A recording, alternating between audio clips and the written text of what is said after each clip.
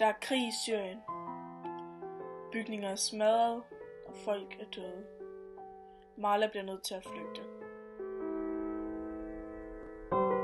Børn kommer til skade. Børn mister deres forældre. Marla er heldig med at stadig have sin mor. Marla og hendes mor har en time til at pakke de ting, de vil med. Resten må de lade ligge. De flygter fra Syrien gennem Tyrkiet. De bliver proppet ombord på en båd. Der er små babyer med. Nogen har bedøvet deres børn, for at de ikke skal opleve den grusomme tur.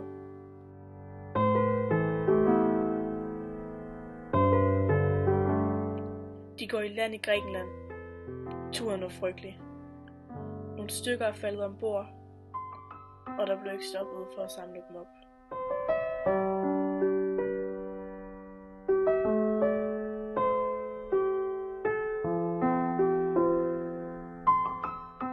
De rejser igennem Europa.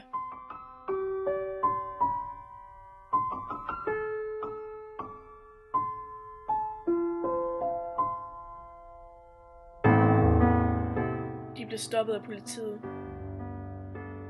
flere gange.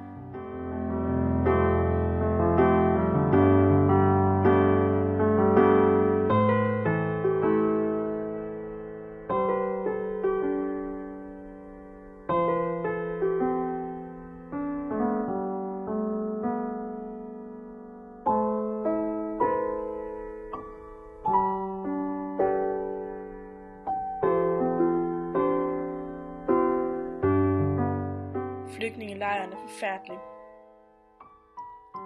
Vandforholdene er dårlige, og de fryser.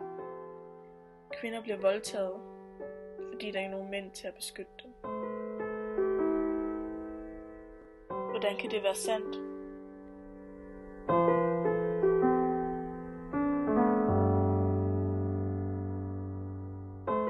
Marla og hendes familie var en rig familie i Syrien, men nu er de ingenting.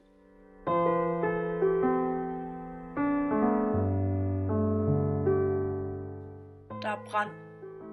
Nogen har sat ild til lejren. Folk flygter.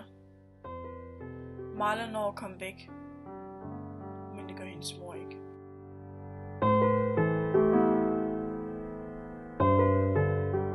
Det er nu 2 år siden, at Marla kom til Danmark, men flugten forsvinder aldrig fra hendes hoved. Vil du kunne klare kampen alene? Vil du kunne se din nærmeste dø? Prøv at tænke, hvis det var dig.